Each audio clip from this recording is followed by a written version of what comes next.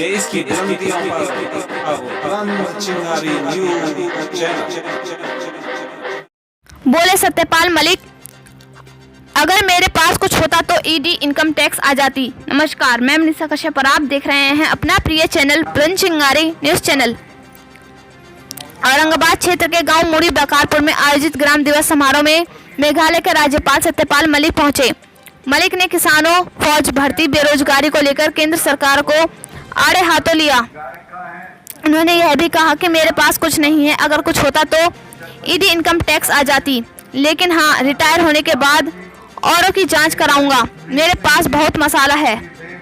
राज्यपाल सत्यपाल मलिक ने समारोह में कहा, प्रधानमंत्री से अगर मैं आज लड़ गया तो वह यही बात बोलेंगे, मेरे पास कुछ नहीं था। श्रीनगर के 2 मामलों के लिए प्रधानमंत्री के पास गया था, दोनों गलत थे, कैंसिल कर दिए। मुझे 150 करोड़ रुपए रिश्वत की पेश की गई। मुझे कुछ नहीं चाहिए, 5 कुर्ते पजामे में आया था, उसी में चला जाऊंगा। मैंने जब प्रधानमंत्री को दोनों केस बताए तो उन्होंने कहा कि करप्शन पर कोई कॉम्प्रोमाइज नहीं, इसलिए इस मामले में प्रधानमंत्री की तारीफ करूंगा। सत्यपाल मलिक ने कहा, देश में आज किसानों और जवानों पर भारी संकट है, उनकी सुनवाई नहीं हो रही है। सरकार ने एमएसपी कमेटी का चेयरमैन ऐसे व्यक्ति को बनाया है जिसने ये कानून बनाए। अगर ये एमएसपी लागू नहीं होती है तो मैं कहूँगा कि देश में बहुत बड़ी जंग किसानों और सरकार में छिड़ेगी। उन्होंने किसानों से कहा कि आप बड़ी लड़ाई के लिए तैयार रहें। उन्होंने कहा कि किसानों और जवानों को बर्बाद करके कोई सरकार नहीं चली है, अब फौज को बर्बाद करने के लिए अग्निवीर योजना ले आए हैं, इससे कोई नतीजा नहीं निकलेगा। दिल्ली की सरकार को ये सोचना चाहिए कि किसान और जवान दोनों खुश रहें। मैंने बिहार में शिक्षा व्यवस्था सुधारी तो मुझे कश्मीर भेज दिया गया। राज्यपाल सत्यपाल मलिक ने याद दिलाते हुए कहा कि कश्मीर को 2 बार गुजरों ने बचाया। दोनों बार गुजरों ने भारतीय सेना को आकर बताया कि पाकिस्तान के लोग आ गए हैं। इन्हीं गुजरों की बदौलत हिंदुस्तान 2 बार बचा और जीत हुई। राज्यपाल ने बच्चों की तालीम पर जोर दिया। औरंगाबाद से ब्यूरो चीफ मनोज कुमार गुप्ता की रिपोर्ट। पड़े हुए हैं, उनसे बातचीत नहीं हो रही है, तब मैं माननीय प्रधानमंत्री जी से मिलने गया। और अखबार वालों से मैं कहूंगा, ये मत लिख देना कि मैंने प्रधानमंत्री पर हमला बोला। मैं उनका बहुत सम्मान करता हूं, अभी भी मुझे उनसे बहुत उम्मीद है और मुझे उम्मीद है कि उनसे हम अपनी बात मनवा लेंगे। लेकिन जब मैं उनसे मिलने गया और मैंने कहा कि साहब ये 4 महीने से पड़े हैं, इनका कुछ सुन लें, तो उन्होंने कहा चले जाएंगे सत्पाल, कोई ऐसी बात नहीं। तब मैंने कहा कि आप इनको जानते नहीं, ना सिखों को जानते हो, एक भी पत्थर किसानों ने किसी को नहीं मारा, लेकिन उनकी कोई सुनवाई नहीं हो रही।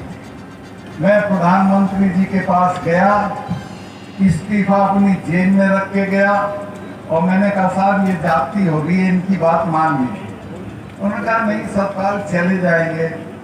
मैं कहा साहब आप जानते नहीं हो, इनको ये तब जाएंगे जब आप चले जाओगे, ये आसानी से नहीं जाएंगे।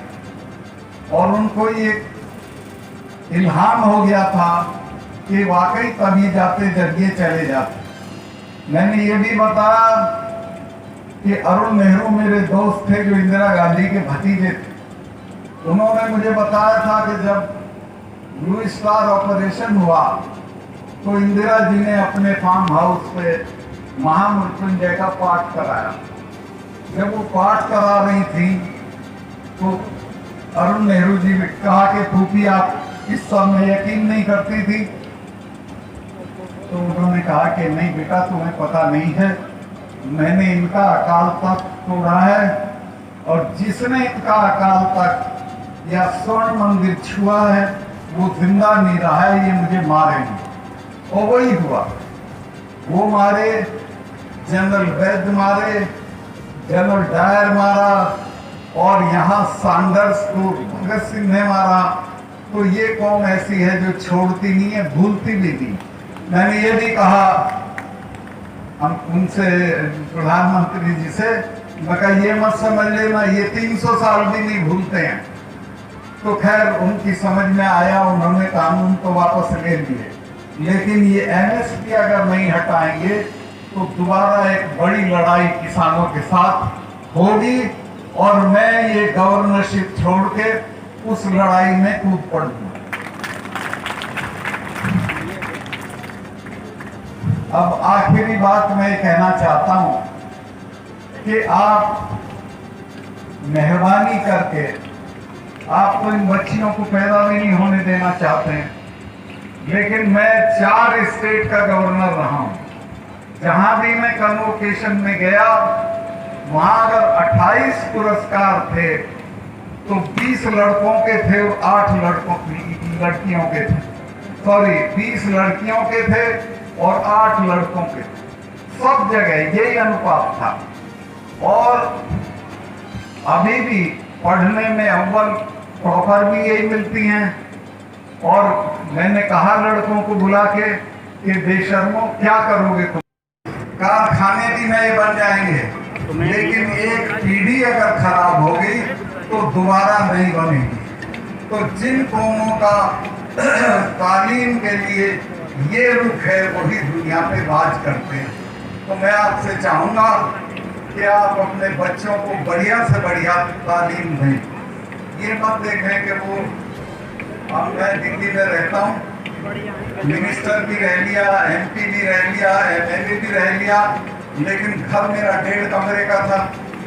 उसमें से जब मिल के चौधरी उतरते थे तो मेरा ड्राइवर बता रहा था, वो कहते थे भाई क्या आदमी है, इस पे घर तो है नहीं।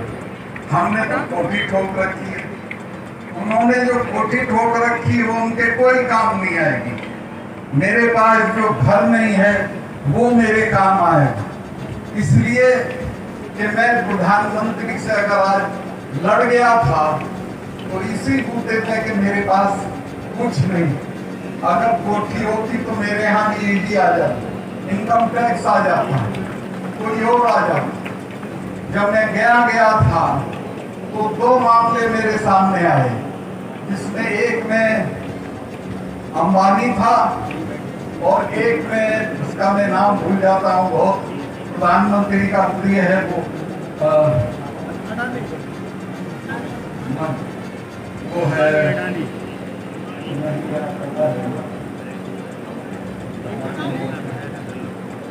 है वही का मिनिस्टर है श्रीनगर।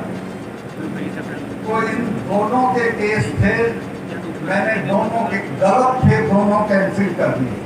मुझे सेक्रेटरी ने कहा सर इनमें 150 करोड़ रुपया मिलेगा, मुझे नहीं लेना, मैं 5 मिनट में पजामे में आया हूँ, ऐसा ही चला जाऊंगा। और मैं उनको कैंसिल करके प्रधानमंत्री के पास आया। तीसरे दिन मैंने उनसे मिलने का टाइम लिया और उनको बताया कि साहब ये है। मैं उनकी तारीफ करता हूँ। उन्होंने कहा कि नहीं, करप्शन पे कोई कॉम्प्रोमाइज नहीं, और वो मामला कैंसिल हो गया। इतने लोग लाइन ऑफ कंट्रोल से 10 किलोमीटर अंदर तक रह रहे थे, चाहे जिस जाति के थे, चूंकि उन्हीं के गोला पड़ता था कि उन सब का आरक्षण, सबका रिजर्वेशन कर दिया।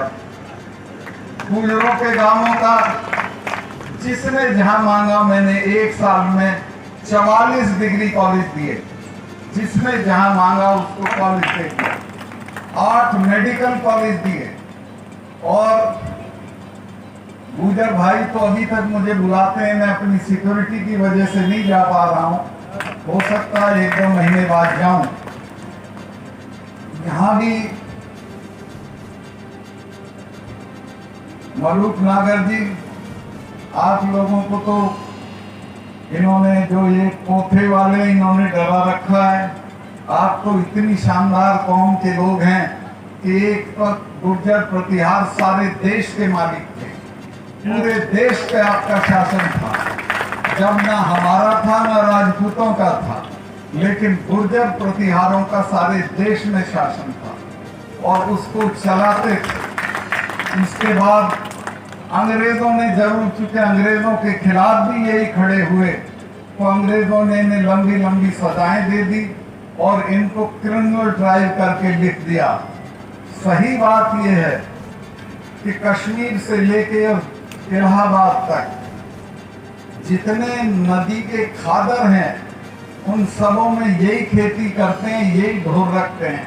जहाँ कोई नहीं जा सकता वहां ये जाते हैं, तो इनका मैं सम्मान करता हूँ। कश्मीर में जब मैं गया तो जो बातें थी वो तो थी, लेकिन मुझे कहा गया कि सवेरे सवेरे एक चिट्ठी बना के भेज दो, 370 हटानी है। मैं कहा ठीक है साहब, मैं भेजता हूँ। मैं तो चाहता ही था। मैंने चीफ सेक्रेटरी को बुला के कहा कि ये चिट्ठी है, इसको 11 बजे से पहले अमित शाह जी को भेज दो, उनको पार्लियामेंट में रखनी। तो वो जब मैंने उसे बताया तो चीफ सेक्रेटरी ने कहा साहब हटा रहे हो? मैं कहा जी हाँ। कहने लगे 1000 आदमी मारना पड़ेगा। मैं कहा क्यों? कहने लगे तो थानों में घुस जाएंगे, ये तो हथियार छीन लेंगे, ये तो जब वो मरा था बुरहान वानी तो 150 लोग मर गए थे। मैंने कहा तू चुप रहे, चिड़िया भी नहीं मरेगी, और तुम इस चिट्ठी को भेज दो। वो चिट्ठी भेज।